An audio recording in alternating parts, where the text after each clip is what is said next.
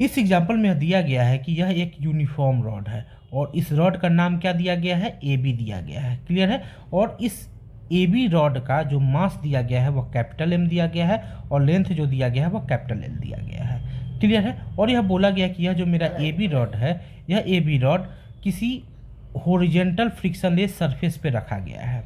Clear है। ठीक। और उसी हॉरिजॉन्टल फ्रिक्शनलेस सरफेस पर एक पार्टिकल का जो मास दिया गया है वह मास स्मॉल एम दिया गया है। क्लियर है। और यह पार्टिकल इस वी नॉट स्पीड से इस स्ट्रेट लाइन के अलोंग मूव करते हुए आता है और इस रॉड के इस ए पॉइंट पे यहाँ पे टकराता है। क्लियर है। साथ ही साथ यहाँ पे एक और इन्फॉर्मेशन दी गई है, वह यह है कि इस रॉड और यह जो मेरा डॉटेड लाइन है, यह डॉटेड लाइन दोनों एक दूसरे पर क्या है, परपेंडिकुलर है। तो हम कह सकते हैं यह जो मेरा पार्टिकल है, यह पार्टिकल इस वी नॉट स्पीड से इस रॉड के लेंथ के परपेंडिकुलर डायरेक्शन में मूव करते हुए आता है टकराता है यहाँ पे। ठीक है। और टकराने के जस्ट बाद यह पार्टिकल रेस्ट में आ जाता है। क्या दिया गया है, यह पार्टिकल कहाँ जाता है, रेस्ट में आ जाता है। क्लियर है। ठीक। तो हमसे बोला गया है कि इस small M upon capital M का वैल्यू कितना होगा उसे कैलकुलेट करके बताइए। ठीक। और हमसे यह भी बोला गया है कि इस रॉड पर एक ऐसा पॉइंट पी है, ठीक है, जो कॉलिजन के जस्ट आफ्टर रेस्ट में आ जाता है। क्लियर है। ठीक। तो उस पॉइंट का इस ए पॉइंट से डिस्टेंस कितना है वह डिस्टेंस कैलकुलेट करने के लिए हमसे बोला गया है। क्लियर है। तीसरा पार्ट में हमसे यह बोला गया है कि उस पॉइंट पी का इतना टाइम के बाद कितना उसका स्पीड होगा, लीनियर स्पीड होगा, उस लीनियर स्पीड को भी कैलकुलेट करने के लिए हमसे बोला गया है। क्लियर है। ठीक। तो मुझे उम्मीद है कि आपको यह प्रॉब्लम समझ में आ गया होगा। आइए एक एक करके हम लोग इस प्रॉब्लम को सॉल्व करते हैं। तो जैसा कि यह दिया गया है कि यह क्या है, एक यूनिफॉर्म रॉड है, तो इसका जो सेंटर ऑफ मास होगा वह सेंटर ऑफ मास कहाँ होगा, इस रॉड के सेंटर पे ही होगा, यानी कि यहाँ पे ही होगा। क्लियर है। ठीक। और इस पॉइंट को हम लोग बोल देते हैं सी बोल देते हैं। और हम लोग यह मान लेते हैं कि यह जो मेरा रॉड है, यह रॉड जिस टेबल पे रखा गया है, जिस फ्रिक्शनलेस सरफेस पे रखा गया है, वह frictionless surface X Y plane में है। क्लियर है। और हमने इस रॉड के लेंथ के अलोंग एक्स एक्सिस को मान लेते हैं और रॉड के लेंथ के परपेंडिकुलर जिस सरफेस पे इस रॉड को रखा गया है उसको हम लोग वाई एक्सिस मान लेते हैं। क्लियर है। तो हम कह सकते हैं कि यह जो मेरा रॉड है, यह रॉड किस प्लेन में होगा, एक्स वाई प्लेन में होगा, और यह जो पार्टिकल है, यह पार्टिकल भी किस प्लेन में होगा, एक्स वाई प्लेन में होगा। क्लियर है। ठीक। इस तरीके से हम लोग यह भी कह सकते हैं कि इस पार्टिकल का जो वेलोसिटी होगा वह वेलोसिटी किस एक्सिस के पैरेलल होगा, इस वाई एक्सिस के पैरेलल होगा। जबकि इस रॉड का जो लेंथ होगा, यह लेंथ किस एक्सिस के पैरेलल होगा, इस एक्स एक्सिस के पैरेलल होगा। क्लियर है। तो जैसे ही यह पार्टिकल इस इंड ए पे टकराएगा तो टकराने के बाद पार्टिकल क्या हो जा रहा है, रेस्ट में आ जा रहा है। यानी कि पार्टिकल का जो वेलोसिटी हो जा रहा है वह वेलोसिटी कितना हो जा रहा है, 0 हो जा रहा है। क्लियर है। ठीक। और जैसे ही यह पार्टिकल टकराएगा वैसे ही इस रॉड का जो सेंटर ऑफ मास होगा, उस सेंटर ऑफ मास के पास इस वाई एक्सिस के पैरेलल एक वेलोसिटी आ जाएगा। क्लियर है। और उस वेलोसिटी को हम लोग नाम दे देते हैं VCM। क्लियर है। साथ ही साथ इस रॉड का यह जो सेंटर ऑफ मास होगा, इस सेंटर ऑफ मास से गुजरने वाला एक्सिस जो इस रॉड जिस प्लेन में इस रॉड को रखा गया है उस प्लेन पर क्या है, परपेंडिकुलर है, तो उस एक्सिस के अबाउट इस रॉड के पास एक एंगुलर वेलोसिटी इस एंटी क्लॉकवाइज सेंस में आ जाएगा। क्लियर है। और उस एंगुलर वेलोसिटी को हम लोग ओमेगा बोल देते हैं। क्लियर। यदि हम लोग इस पार्टिकल को और इस रॉड को एक सिस्टम मान ले तो at the time of collision and after the time of collision इस सिस्टम पे लगने वाला जो नेट एक्सटर्नल फोर्स होगा, कोई एक्सटर्नल फोर्स नहीं लग रहा होगा। क्लियर है। ठीक। तो एक लाइन नोट कर लीजिए, in the plane of frictionless horizontal surface और ब्रैकेट पे लिख दे X Y plane, net external force acting on this system will be 0। Clear है। ठीक। तो हम यह कह सकते हैं कि जब सिस्टम पर नेट फोर्स 0 लग रहा होगा तो सिस्टम का जो लीनियर मोमेंटम होगा वह लीनियर मोमेंटम क्या होगा, कांस्टेंट होगा। क्लियर है। यानी कि सिस्टम का जब लीनियर मोमेंटम कांस्टेंट हो गया तो हम कह सकते हैं कि जस्ट बिफोर कॉलिजन सिस्टम का जो लीनियर मोमेंटम होगा वही क्या हो जाएगा, जस्ट आफ्टर कॉलिजन सिस्टम का जो लीनियर मोमेंटम होगा वह दोनों आपस में इक्वल होगा। क्लियर है? ठीक। तो यहाँ पे हम लोग यह देख रहे हैं कि यह रॉड और यह पार्टिकल का यह जो सिस्टम है, इस सिस्टम का जस्ट बिफोर कॉलिजन जो लीनियर मोमेंटम होगा वह लीनियर मोमेंटम यदि पीवी वेक्टर हो तो पीवी वेक्टर कितना हो जाएगा, तो इस पार्टिकल का जो लीनियर मोमेंटम होगा वह लीनियर मोमेंटम कितना होगा, इस पार्टिकल का मास स्मॉल m और वेलोसिटी कितना है v नॉट है, और यह वेलोसिटी किस एक्सिस के पैरेलल होगा, इस y एक्सिस के पैरेलल होगा। तो इस पार्टिकल का जो लीनियर मोमेंटम होगा वह कितना हो जाएगा, m v not j cap हो जाएगा। क्लियर है? तो हम लोग क्या लिख देंगे, m v not j cap लिख देंगे।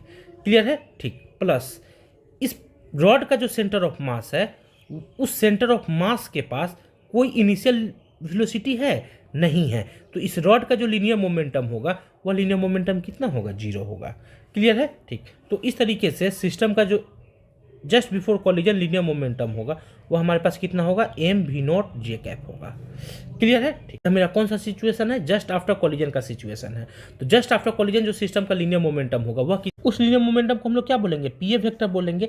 तो पीए वेक्टर जो हमें मिलेगा वह हमें कितना मिल जाएगा, क्योंकि यह पार्टिकल जो है, यह जो पार्टिकल है, यह पार्टिकल जस्ट आफ्टर कॉलिजन क्या जा रहा है, रेस्ट में आ जा रहा है।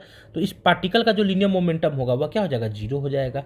प्लस इस रॉड का जो मास है वह मास कितना है हमारे पास, कैपिटल M है, और इस रॉड के सेंटर ऑफ मास का जो वेलोसिटी हमने माना है वह कितना माना है, VCM माना है, और यह VCM किस एक्सिस के पैरेलल होगा, इस y एक्सिस के पैरेलल होगा। तो हम कह सकते हैं कि इस रॉड का जो लीनियर मोमेंटम होगा वह कितना हो जाएगा, m VCM j कैप हो जाएगा। तो हम क्या लिख देंगे, capital M VCM j cap लिख देंगे। क्लियर है? ठीक। तो इसको सॉल्व करेंगे तो हमें क्या मिल जाएगा, कैपिटल M VCM मिल जाएगा j कैप के डायरेक्शन में। इस तरीके से हम लोगों ने जस्ट बिफोर कॉलिजन सिस्टम का हमने लीनियर मोमेंटम निकाल लिया, और जस्ट आफ्टर कॉलिजन सिस्टम का हमने लीनियर मोमेंटम निकाल लिया, और अकॉर्डिंग टू द कॉन्सेप्ट हमारे पास क्या है, जस्ट बिफोर कॉलिजन सिस्टम का जो लीनियर मोमेंटम है वही जस्ट आफ्टर कॉलिजन सिस्टम का लीनियर मोमेंटम होगा।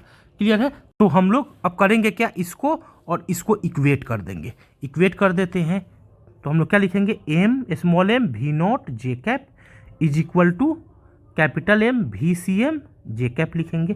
तो दोनों साइड डायरेक्शन क्या है, सेम है। क्लियर है? जब डायरेक्शन सेम होता है तो केवल मैग्नीट्यूड को हम लोग इक्वेट कर देते हैं। तो हम लोग क्या लिखेंगे, m v not is equal to capital M VCM लिखेंगे। तो यहाँ से हमें VCM का वैल्यू कितना मिल जाएगा, यहाँ पे लिखते हैं VCM बराबर जो हमें मिलेगा वह कितना मिल जाएगा, m v not upon capital M मिल जाएगा। क्लियर है? ठीक।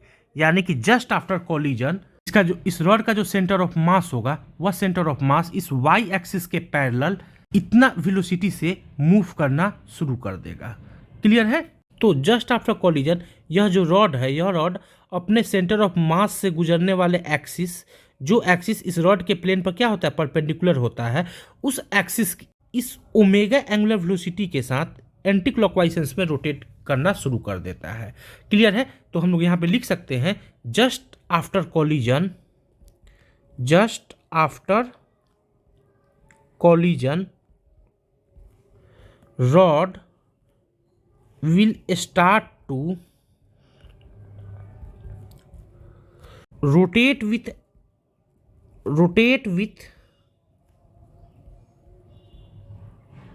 Angular velocity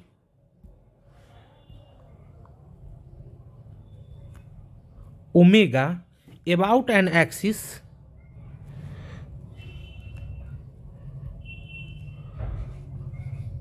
passing through center of mass of rod and perpendicular to the surface, और ब्रैकेट में लिख देते हैं XY प्लेन। क्लियर है? ठीक। तो इस C से गुजरने वाली, सेंटर ऑफ मास से गुजरने वाला वह एक्सिस जो जिस सरफेस पर इस रॉड को रखा गया उस सरफेस के प्लेन पर क्या है, परपेंडिकुलर है, तो उस एक्सिस के अबाउट यह रॉड इस ओमेगा के साथ घूमना, रोटेट करना चालू कर देता है। क्लियर है? ठीक। At the time of collision क्या होता है, at the time of collision इस एक्सिस के अबाउट इस सिस्टम पर कोई टॉर्क नहीं लगता है। क्लियर है? तो हम लोग कह सकते हैं कि tau external acting on this system is equal to 0 है। क्लियर है? किसके अबाउट द एक्सिस, और एक्सिस कहाँ से पास हो रहा है, इस C से पास हो रहा है। क्लियर है, ठीक। तो हम कह सकते हैं कि इस एक्सिस के अबाउट क्या होगा, सिस्टम का एंगुलर मोमेंटम कांस्टेंट होगा। क्लियर है, जब एंगुलर मोमेंटम कांस्टेंट हो गया तो हम यह कह सकते हैं कि जस्ट बिफोर कॉलिजन सिस्टम का जो एंगुलर मोमेंटम होगा वही क्या हो जाएगा, जस्ट आफ्टर कॉलिजन सिस्टम का जो एंगुलर मोमेंटम होगा, दोनों आपस में क्या होंगे, इक्वल होंगे। क्लियर है, ठीक। तो जस्ट बिफोर कॉलिजन जो सिस्टम का एंगुलर मोमेंटम है उसे हम लोग एलवी वेक्टर बोल देते हैं। तो एलवी वेक्टर हमें कितना मिलेगा, तो इस सी पॉइंट से गुजरने वाला जो मेरा डिफाइंड एक्सिस है उस एक्सिस के अबाउट इस पार्टिकल का जो एंगुलर मोमेंटम होगा वह कितना होगा, तो इस पार्टिकल का मास क्या है, स्मॉल एम है, तो small M into V not हो, ठीक। और इस पार्टिकल के इस लीनियर मोमेंटम का यह जो डायरेक्शन है, इस लीनियर मोमेंटम के डायरेक्शन पे इस एक्सिस से जो परपेंडिकुलर डिस्टेंस होगा वह कौन सा डिस्टेंस होगा, ये डिस्टेंस होगा, और यह डिस्टेंस होगा कितना, L/2 होगा। क्लियर है, तो इस पार्टिकल का इस डिफाइंड एक्सिस के बाद जो एंगुलर मोमेंटम होगा वह कितना होगा, mv0 इंटू L/2 होगा। और यह किस सेंस में होगा, सेंस निकालना है तो हम लोग यहाँ से आएंगे इस पॉइंट पे आएंगे और जिधर पार्टिकल का लीनियर मोमेंटम का डायरेक्शन है उधर हम लोग मुड़ जाएंगे। तो हम लोग किस सेंस में मुड़ रहे हैं, यहाँ से ऐसे आ रहे हैं, इधर मुड़ जा रहे हैं, एंटी क्लॉकवाइज सेंस में मुड़ रहे हैं। तो इस पार्टिकल का जो एंगुलर मोमेंटम होगा वह किस सेंस में होगा, एंटी क्लॉकवाइज सेंस में होगा। क्लियर है, ठीक।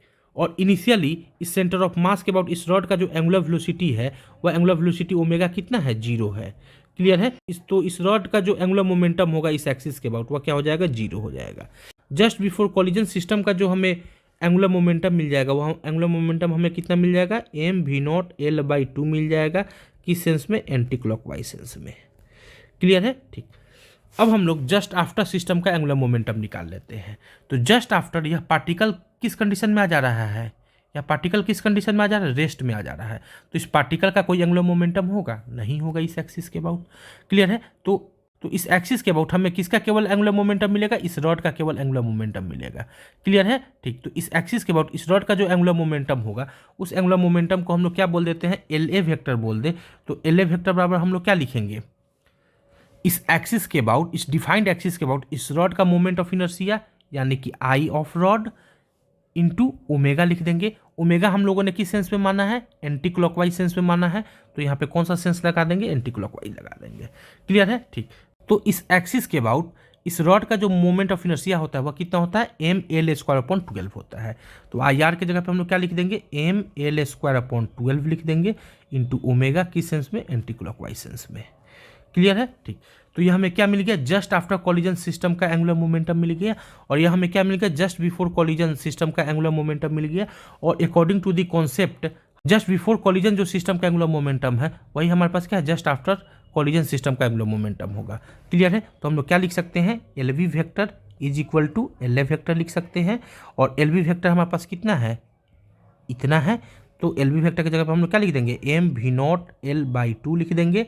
किस सेंस में, एंटी क्लॉकवाइज सेंस में। Is equal to LA vector हमारे पास कितना है, इतना है। तो क्या लिख देंगे, capital M L² into omega लिख देंगे। किस सेंस में, एंटी क्लॉकवाइज सेंस में। क्लियर है, ठीक। तो यदि एंटी क्लॉकवाइज सेंस को हम लोग पॉजिटिव मान ले तो इधर वाला जो क्वांटिटी हमें क्या मिल जाएगा, पॉजिटिव मिल जाएगा।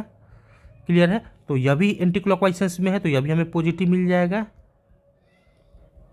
क्लियर है, ठीक। तो यहाँ से क्या क्या कट जाएगा, यह स्क्वायर L को कैंसिल आउट कर देगा। तो और यह 2 से यह 12 6 टाइम कैंसिल आउट हो जाएगा। तो ओमेगा बराबर हमें क्या मिल जाएगा, ओमेगा बराबर जो हमें मिलेगा वह मिलेगा 6m small m v0 upon capital ML मिल जाएगा। क्लियर है, ठीक। यानी कि जस्ट आफ्टर कॉलिजन यह जो रॉड होगा, यह रॉड इस एंटी क्लॉकवाइज सेंस में इतना एंगुलर वेलोसिटी से रोटेट करना चालू कर देगा।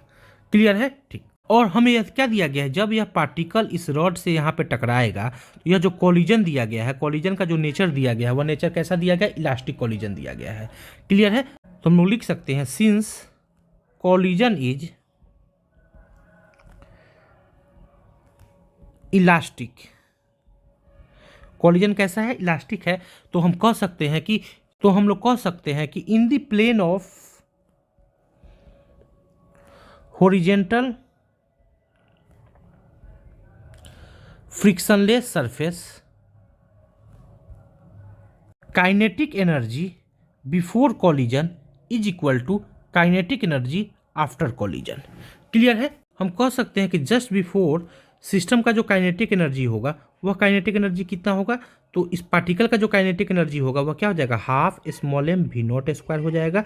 और इस रॉड के सेंटर ऑफ मास के पास ना तो कोई लीनियर वेलोसिटी है इनिशियली और ना ही कोई एंगुलर वेलोसिटी है इनिशियली, तो इस रॉड का जो काइनेटिक एनर्जी होगा वह क्या हो जाएगा, जीरो हो जाएगा। तो सिस्टम का जो टोटल काइनेटिक एनर्जी होगा जस्ट बिफोर द कॉलिजन वह क्या हो जाएगा, कुछ इतना हो जाएगा। क्लियर है, ठीक। जस्ट आफ्टर कॉलिजन जो सिस्टम का काइनेटिक एनर्जी होगा वह कितना हो जाएगा, तो यह पार्टिकल जो है, यह पार्टिकल जस्ट आफ्टर कॉलिजन क्या किस कंडीशन में आ जा रहा है, रेस्ट के कंडीशन में आ जा रहा है, तो इस पार्टिकल का जो काइनेटिक एनर्जी होगा वह जीरो होगा। क्लियर है, प्लस इस रॉड के सेंटर ऑफ मास के पास एक लीनियर वेलोसिटी भी होगा और वह लीनियर वेलोसिटी कितना होगा, VCM होगा। ट्रांसलेशनल मोशन के कारण काइनेटिक एनर्जी होगा और वह कितना हो जाएगा, हाफ रॉड का मास क्या है, कैपिटल M है, इंटू VCM का स्क्वायर होगा। प्लस यह रॉड अपने इस सेंटर ऑफ मास से गुजरने वाले डिफाइंड एक्सिस के अबाउट इस एंटी क्लॉकवाइज सेंस में ओमेगा एंगुलर वेलोसिटी से क्या कर रहा है, रोटेट भी कर रहा है। तो रोटेशन के कारण भी इस रॉड के पास एक काइनेटिक एनर्जी होगा और वह होगा कितना, half I of rod about defined axis into omega square होगा। क्लियर है, ठीक। तो हम लोग क्या लिखेंगे, हाफ एम VCM हम लोगों ने कैलकुलेट कर लिया है। VCM हम लोगों ने कितना कैलकुलेट किया है, VCM हम लोगों ने इतना कैलकुलेट किया है, M small m V0 upon capital M calculate किए हैं। तो हम लोग यहाँ पे इस VCM के जगह पे क्या लिख देंगे, small m V0 upon capital M का स्क्वायर लिख देंगे। क्लियर है, प्लस हाफ इस सेंटर ऑफ मास से गुजरने वाले डिफाइंड एक्सिस के अबाउट इस रॉड का जो मोमेंट ऑफ इनर्शिया होता है वह क्या होता है, m capital M L square upon 12 होता है, इंटू ओमेगा भी हम लोगों ने कैलकुलेट कर लिया है। ओमेगा हम लोगों को कितना मिला है, यहाँ पे 6 small m V0 upon capital M L मिला है। तो ओमेगा के जगह पे हम लोग कितना लिख देंगे, 6 small m V0 upon capital M into L लिख देंगे, का स्क्वायर कर देंगे। क्लियर है, तो जब इसको सॉल्व करेंगे तो हमें क्या मिल जाएगा, तो सॉल्व करेंगे तो हमें क्या मिलेगा, half capital M into small m square V0 square upon capital M square plus half capital M L square upon 12 into 36 small m square V0 square upon capital M square L square मिल जाएगा। Clear है, इसको आगे solve करेंगे तो हमें क्या मिल जाएगा, कैपिटल M से यह स्क्वायर कैंसिल आउट हो जाएगा, यह 12 से यह 36 तीन बार में कैंसिल आउट हो जाएगा, कैपिटल M से यह स्क्वायर कैंसिल आउट हो जाएगा, L स्क्वायर से यह L स्क्वायर कैंसिल आउट हो जाएगा। तो हमें मिलेगा क्या, हमें मिलेगा small m square V0 square upon 2 capital M मिलेगा, प्लस यहाँ से हमें क्या मिल जाएगा, हमें मिलेगा 3 small m square V0 square upon 2 capital M मिलेगा। क्लियर है, इसको और आगे सॉल्व करेंगे तो हमें क्या मिल जाएगा, 4 small m square V0 square upon 2 capital M मिल जाएगा। क्लियर है, या 2 से या 4 2 टाइम्स कैंसिल आउट हो जाएगा, तो हमें क्या मिल जाएगा, 2 small m square V0 square upon capital M मिल गया। क्लियर है, ठीक। तो total kinetic energy just after collision जो हमें मिलेगा वो हमें कितना मिलेगा, इतना मिलेगा। क्लियर है, तो इस तरीके से हम लोगों ने जस्ट बिफोर कॉलिजन सिस्टम का हमने काइनेटिक एनर्जी निकाल लिया, वो हमारे पास कितना है, इतना है। और जस्ट आफ्टर कॉलिजन सिस्टम का हम लोगों ने काइनेटिक एनर्जी निकाल लिया, वो हमारे पास कितना है, इतना है। और अकॉर्डिंग टू कॉन्सेप्ट हमारे पास क्या है, जस्ट बिफोर कॉलिजन सिस्टम का जो काइनेटिक एनर्जी होगा वही क्या होगा, जस्ट आफ्टर कॉलिजन सिस्टम का काइनेटिक एनर्जी होगा। क्लियर है, ठीक। तो हम लोग क्या लिख सकते हैं, यहाँ से हम लोग यहाँ से लिख सकते हैं KEB is equal to KEA। Clear है, तो KEB हम लोगों ने कैलकुलेट कर लिया, वो हमारे पास कितना है, half small m V0 square है इज इक्वल टू KEA हमारे पास कितना है, इतना है। तो हम लोग क्या लिख देंगे, 2 small m square V0 square upon capital M लिख देंगे। क्लियर है, ठीक। तो यहाँ से V0 स्क्वायर से V0 स्क्वायर कैंसिल आउट हो गया, या स्मॉल m से यह स्क्वायर कैंसिल आउट हो जाएगा, तो इधर बचेगा 1/2 और इधर क्या बचेगा, 2 small m upon capital M बचेगा। तो यहाँ से यदि हम लोग small m upon capital M निकाले तो हमें क्या मिल जाएगा, 1/4 मिल जाएगा। क्लियर है, ठीक। यानी कि इस पार्टिकल का मास और इस रॉड का जो मास है इसका जो रेशियो होगा वह रेशियो कितना होगा, 1/4 होगा। क्लियर है, तो प्रॉब्लम का जो फर्स्ट पार्ट था, फर्स्ट पार्ट में हमें यही ना कैलकुलेट करने के लिए बोला गया, small m upon capital M का वैल्यू कितना होगा उसे कैलकुलेट करना था। तो हम लोगों ने small m upon capital M का जो वैल्यू है उस वैल्यू को हमने कैलकुलेट कर लिया, वो हमें कितना मिल गया, 1/4 मिल गया। क्लियर है, ठीक।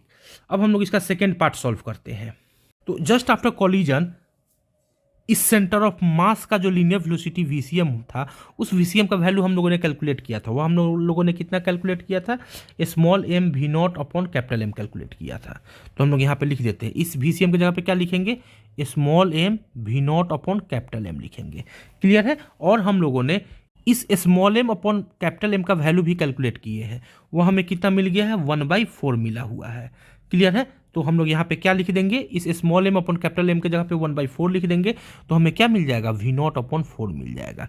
क्लियर है। यानी कि जस्ट आफ्टर कॉलिजन इस रॉड के जो सेंटर ऑफ मास होगा, उस सेंटर ऑफ मास का जो वेलोसिटी होगा, वह वेलोसिटी कितना होगा, इतना होगा। और यह किस डायरेक्शन में होगा, तो हम लोगों ने इस सिस्टम को एक्स वाई प्लेन में माना था, और रॉड के लेंथ के लॉन्ग एक्स एक्सिस माना था, और रॉड के लेंथ के परपेंडिकुलर प्लेन में वाई एक्सिस माना था।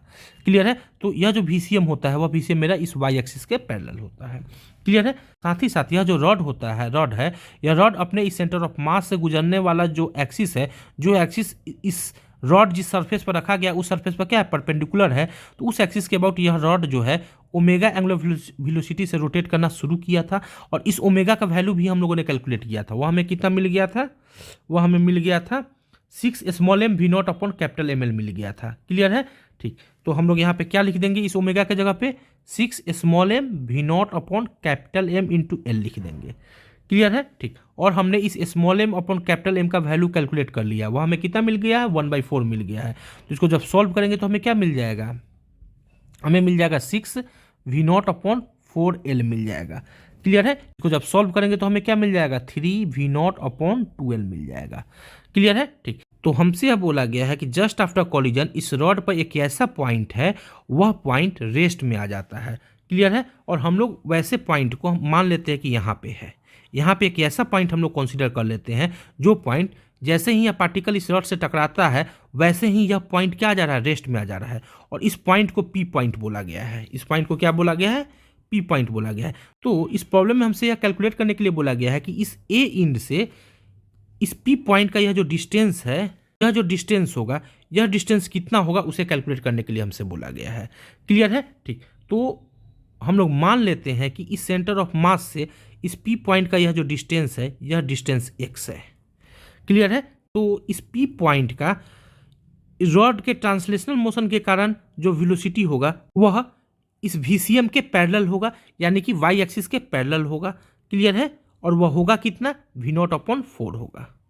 क्लियर है। जबकि रॉड के रोटेशनल मोशन के कारण, यानी कि इस ओमेगा के कारण, इस पॉइंट का जो वेलोसिटी होगा, वह वेलोसिटी कितना हो जाएगा, कुछ इस डायरेक्शन में होगा, और वह होगा कितना, तो ओमेगा इंटू एक्स होगा। क्लियर है। कितना होगा, ओमेगा एक्स होगा। तो यह ओमेगा एक्स हमें मिलेगा कितना, तो ओमेगा का वैल्यू हमने कैलकुलेट कर लिया, वो हमारे पास कितना है, इतना है। तो ओमेगा की जगह पे क्या लिख देंगे, 3 वी नॉट अपॉन 2 एल लिख देंगे, इंटू एक्स लिखेंगे। क्लियर है। ठीक। और अकॉर्डिंग टू क्वेश्चन हमें क्या दिया गया, इस पी पॉइंट का जो वेलोसिटी दिया गया है, वह 0 दिया गया है, यानी कि वीपी क्या दिया गया है, 0 दिया गया है। क्लियर है। और वीपी 0 है, इसका क्या मतलब हो जाएगा, V not upon 4 minus 3 V not upon 2l into X बराबर 0 होगा। क्लियर है। यानी कि इस डायरेक्शन में जो वेलोसिटी है, वह वेलोसिटी, यदि इस डायरेक्शन में जो हमें वेलोसिटी मिला, दोनों इक्वल हो जाएगा, तो इस पी पॉइंट का वेलोसिटी कितना हो जाएगा, 0 हो जाएगा। तो बस इसको सॉल्व कर लेंगे तो हमें क्या मिल जाएगा, V not upon 4 is equal to 3 V not upon 2l into X हो जाएगा। यहाँ से वी नॉट कैंसिल आउट हो जाएगा, तो हमें क्या मिल जाएगा, या 2 से या 4 2 टाइम्स कैंसिल आउट हो जाएगा। तो एक्स बराबर हमें क्या मिल जाएगा, l अपॉन 6 मिल जाएगा। क्लियर है। ठीक। यानी कि इस सेंटर ऑफ मास से इस पी पॉइंट का यह जो डिस्टेंस होगा, यह डिस्टेंस हमें कितना मिलेगा, यह डिस्टेंस हमारे पास कितना एक्स है, और एक्स हमने कैलकुलेट कर लिया, वो कितना l/6 है। क्लियर है। ठीक। यानी कि सी पॉइंट से इस पी पॉइंट का यह जो डिस्टेंस हमें मिलेगा, वह कितना मिल जाएगा, l अपॉन 6 मिल जाएगा। क्लियर है। ठीक। तो हमें क्या कैलकुलेट करने के लिए बोला गया, इस ए पॉइंट से इस पी पॉइंट का यह डिस्टेंस कैलकुलेट करने के लिए बोला गया है। तो यह डिस्टेंस होगा कितना, यानी ए पी जो हमें मिलेगा, वह कितना मिलेगा, इस ए पॉइंट से इस सी पॉइंट तक का यह जो डिस्टेंस होगा, वह l/2 होगा, और इस सी पॉइंट से यहाँ तक का यह जो डिस्टेंस होगा, वह कितना होगा, l/6 होगा। तो हमें क्या मिल जाएगा, l/2 प्लस l/6 मिल जाएगा। सॉल्व करेंगे तो एलसीएम 6 हो गया, तो 3l अपॉन l मिलेगा, यानी कि 4l अपॉन 6 मिलेगा, that is equal to 2l upon 3 मिल जाएगा। क्लियर है। यानी ए से लेके पी तक का यह जो डिस्टेंस होगा, यह डिस्टेंस हमें कितना मिलेगा, 2l अपॉन 3 मिल जाएगा। क्लियर है। ठीक। तो यह बी पार्ट का हमें आंसर मिल गया। क्लियर। ठीक, अब हम लोग सी पार्ट सॉल्व करते हैं। तो शुरू में हमने आपको यह बताया है कि जस्ट आफ्टर कॉलिजन सिस्टम पर लगने वाला जो एक्सटर्नल फोर्स होगा वह एक्सटर्नल फोर्स कितना होगा, 0 होगा, और एक्सटर्नल जो टॉर्क होगा सिस्टम पर वह टॉर्क भी कितना होगा, 0 होगा। क्लियर है? ठीक, तो हम लोग कह लिख सकते हैं कि सिंस नेट एक्सटर्नल फोर्स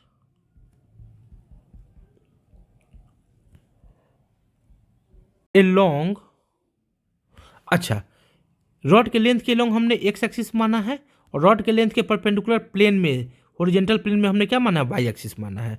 तो हम लोग क्या लिख सकते हैं, net external force along X comma Y axis will be 0। Clear है? ठीक, तो इसका यह मतलब हो गया जब फोर्स एक्स एक्सिस के डायरेक्ट एलोंग 0 है, वाई एक्सिस के एलोंग फोर्स क्या है, 0 है, तो हम कह सकते हैं कि यह जो VCM सेंटर ऑफ मास का जो वेलोसिटी होगा वह वेलोसिटी क्या होगा, कांस्टेंट होगा। क्लियर है? ठीक, तो हम लोग क्या लिख सकते हैं, VCM जो होगा वह क्या हो जाएगा, कांस्टेंट हो जाएगा। ठीक है, सिंस नेट एक्सटर्नल टॉर्क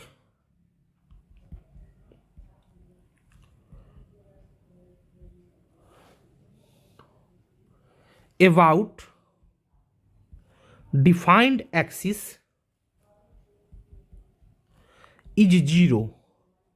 ठीक है, तो इस गिवन एक्सिस के अबाउट, इस डिफाइंड एक्सिस के अबाउट टॉर्क मेरा क्या है, 0 है। तो जब टॉर्क 0 होगा तो यह ओमेगा क्या होगा, कांस्टेंट होगा। क्लियर है? तो हम लोग क्या लिख सकते हैं, ओमेगा जो होगा वह ओमेगा क्या हमें मिलेगा, कांस्टेंट मिलेगा। क्लियर? ठीक, तो हमसे यह बोला गया है कि t इजकल टू इतना टाइम के बाद P पॉइंट का जो स्पीड कितना होगा, उस स्पीड का वैल्यू हमें कैलकुलेट करने के लिए बोला गया है। क्लियर है? ठीक, तो t का जो वैल्यू हमें दिया गया है वह कितना दिया गया है, πL/3v0 दिया गया है। क्लियर है? और हमसे यह पूछा गया है कि इतना टाइम के बाद, ठीक है, इस रॉड पर स्थित यह जो मेरा P पॉइंट था यहाँ पे, क्लियर है, इस P पॉइंट का वेलोसिटी कितना होगा, स्पीड कितना होगा, उस स्पीड को हमें कैलकुलेट करने के लिए बोला गया था। क्लियर है? और इस P पॉइंट का हमने इस सेंटर ऑफ मास से यह डिस्टेंस भी कैलकुलेट किए थे। वह डिस्टेंस हमें कितना मिला था, L/6 मिला था। तो यह रॉड t इक्वल टू इतना टाइम में कितना एंगल रोटेट कर गया होगा, तो हम लोग देख रहे हैं कि यह जो मेरा ओमेगा है, यह ओमेगा क्या है, कांस्टेंट है। तो एंगल जो रोटेट करेगा रॉड वह कितना करेगा, थीटा का जो फॉर्मूला हम लोग जानते हैं वह क्या जानते हैं, omega T plus half alpha T square जानते हैं। चूंकि ओमेगा क्या है मेरे पास, कांस्टेंट है, तो अल्फा क्या हो जाएगा, 0 हो जाएगा। तो थीटा बराबर जो हमें मिल जाएगा वह क्या मिलेगा, ओमेगा इंटू टी मिलेगा। और ओमेगा हमारे पास कितना है, 3v0/2l है। तो हम लोग क्या लिख देंगे, 3v0/2l लिखेंगे। और टी हमारे पास कितना है, इतना है, तो टी के जगह पे क्या लिख देंगे, πL/3v0 लिख देंगे। यहाँ से L से L कैंसिल आउट हो जाएगा, 3v0 से 3v0 कैंसिल आउट हो जाएगा, तो हमें क्या मिल जाएगा, π/2। यानी कि इतना टाइम में यह जो रॉड होगा, यह रॉड कितना रोटेट कर गया होगा, π/2 एंगल रोटेट कर गया होगा। क्लियर है? ठीक, तो यह मेरा रॉड का इनिशियल पोजीशन है, और t is equal to πL/3v0 time में यह रॉड अपने इस इनिशियल पोजीशन से कितना रोटेट कर जाएगा, 90 डिग्री एंगल रोटेट कर जाएगा। क्लियर है? ठीक, तो P पॉइंट मेरा कहाँ था, इनिशियली इस पॉइंट पे था, तो अब P पॉइंट कहाँ आ गया होगा, यहाँ पे आ गया होगा। क्लियर है? ठीक, तो हमें इस P पॉइंट का वेलोसिटी कैलकुलेट करने के लिए बोला गया है। अच्छा, एक चीज़ बताओ, हमारे पास इस y एक्सिस के पैरेलल कोई इस रॉड पर फोर्स लग रहा है, फोर्स लग नहीं रहा है, तो हम कह सकते हैं कि यह जो मेरा VCM होगा, यह VCM क्या होगा, कांस्टेंट होगा। क्लियर है? ठीक, यानी कि जब यह रॉड 90 डिग्री एंगल रोटेट कर गया होगा अपने इनिशियल पोजीशन से, तो भी इस रॉड का जो सेंटर ऑफ मास होगा, उस सेंटर ऑफ मास का जो वेलोसिटी होगा, वह वेलोसिटी किस एक्सिस के पैरेलल होगा, इस y एक्सिस के पैरेलल ही होगा। क्लियर है? यानी कि इसी डायरेक्शन में वेलोसिटी होगा। और वह रॉड का यह जो सेंटर ऑफ मास का वेलोसिटी हमें मिला है, वह कितना मिला है, v0/4 मिला है। क्लियर है? तो हम कह सकते हैं कि इस P पॉइंट का जो इस रॉड के ट्रांसलेशनल मोशन के कारण जो वेलोसिटी होगा वह किस डायरेक्शन में होगा, इस y एक्सिस के डायरेक्शन में ही होगा। यानी कि होगा कितना, v0/4 होगा। किस डायरेक्शन में, इस डायरेक्शन में। क्लियर है? रॉड के एंगुलर वेलोसिटी के कारण भी इस P पॉइंट का एक वेलोसिटी होगा, और वह वेलोसिटी किस डायरेक्शन में होगा, इस डायरेक्शन में होगा। रॉड के लेंथ पर क्या होगा, परपेंडिकुलर होगा, और वह होगा कितना, ओमेगा इंटू इस सेंटर ऑफ मास से इस पी पॉइंट का यह जो डिस्टेंस एक्स हमने कैलकुलेट किया था वो कितना कैलकुलेट किया था, L/6 कैलकुलेट किया था। तो ओमेगा इंटू हमें क्या मिल जाएगा, L/6 मिलेगा। और ओमेगा हमने कैलकुलेट कर लिया है, ओमेगा हमारे पास कितना है 3V0/12 है। तो ओमेगा के जगह पे हम लोग क्या लिख देंगे 3V0/12 लिखेंगे इंटू L/6 लिखेंगे। यह L से यह L कैंसिल आउट हो जाएगा तो हमें क्या मिल जाएगा, और यह 3 से यह 6 2 टाइम्स कैंसिल आउट हो जाएगा तो हमें क्या मिल जाएगा V0/4 मिल जाएगा। क्लियर है। यानी कि इस पी पॉइंट का इस डायरेक्शन में जो हमें वेलोसिटी मिलेगा वह कितना मिल जाएगा V0/4 मिलेगा। जबकि इस रॉड के लेंथ के लॉन्ग वाई एक्सिस के पैरेलल जो वेलोसिटी मिलेगा इस पी पॉइंट का वह कितना मिलेगा, इतना मिलेगा। तो इस पी पॉइंट का जो नेट वेलोसिटी होगा वह किस डायरेक्शन में होगा, इस डायरेक्शन में होगा। क्लियर है। और नेट वेलोसिटी को यदि हम लोग v बोल दे तो v बराबर हम लोग क्या लिखेंगे √अंडर इतना का स्क्वायर, यानी कि V0/4 का स्क्वायर प्लस इतना का स्क्वायर, यानी कि V0/4 का स्क्वायर। क्लियर है। तो इसको सॉल्व करेंगे तो हमें क्या मिल जाएगा V0/4 इंटू √2 मिल जाएगा, that is equal to V0/2√2 मिल जाएगा। क्लियर है। यानी कि t इजकल टू इतना टाइम में इस P पॉइंट का जो वेलोसिटी होगा वह वेलोसिटी इस डायरेक्शन में होगा और उस वेलोसिटी का जो मैग्नीट्यूड होगा वह इतना होगा। क्लियर है। ठीक। यदि हमें यह एंगल कैलकुलेट करने के लिए बोल दिया जाए, यह एंगल को अगर अल्फा हम बोल दे, इस एंगल को हम लोग क्या बोल दे अल्फा बोल दे, तो tan अल्फा बराबर हम लोग क्या लिखेंगे इतना अपॉन इतना लिखेंगे। क्लियर है। तो tan अल्फा बराबर क्या लिखेंगे V0/4/V0/4 लिखेंगे। तो कट के हमें क्या मिल जाएगा 1 मिल जाएगा, यानी कि tan अल्फा बराबर हमें क्या मिल गया 1, तो अल्फा बराबर हमें क्या मिल जाएगा 45 डिग्री मिल जाएगा। क्लियर है। तो हम कह सकते हैं कि इतना टाइम पर इस पी पॉइंट का जो वेलोसिटी होगा वह वेलोसिटी इस रॉड के लेंथ से 45 डिग्री के एंगल पे होगा। क्लियर है। और उस वेलोसिटी का जो मैग्नीट्यूड होगा वह मैग्नीट्यूड कितना होगा, इतना होगा। और यही मेरा क्या हो जाएगा आंसर आ जाएगा। क्लियर है।